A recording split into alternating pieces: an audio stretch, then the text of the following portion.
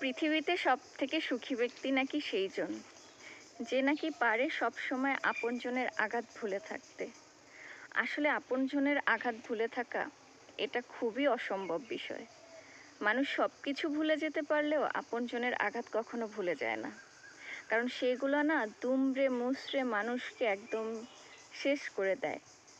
আর আপনজনের আঘাতে মানুষ না ডিপ্রেশনে একটা সময় মানুষের মানে আত্মার মৃত্যু হয়ে যায়, দেহটা শুধু চলতে থাকে।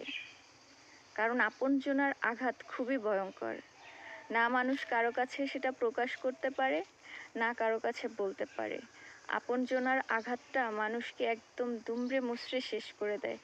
আপনজনের আঘাতে একটা মানুষের শুধুমাত্র তার দেহটাই এই এহকালে থেকে যায়, কিন্তু আত্মার মৃত্যু ঘটে যায়। তখন ওই মানুষটা না কোনো কিছুতে তার সুখেও কোনো ফিলিংস হয় না, দুঃখেও কোনো ফিলিংস হয় না। একটা মানুষ একদম স্তব্ধ হয়ে যায়। ওই মানুষটার পৃথিবীতে কোনো সুখ, কোনো দুঃখ, কোনো কষ্ট, কোনো আনন্দ ঘন মুহূর্ত কোনো কিছুই থাকে না। ওই মানুষটা টোটালি যে একটা মানুষের আত্মার মরণ হয়ে যায়, যাওয়ার পরে মানুষটা কি হতে পারে? শুধু একটা খোসা।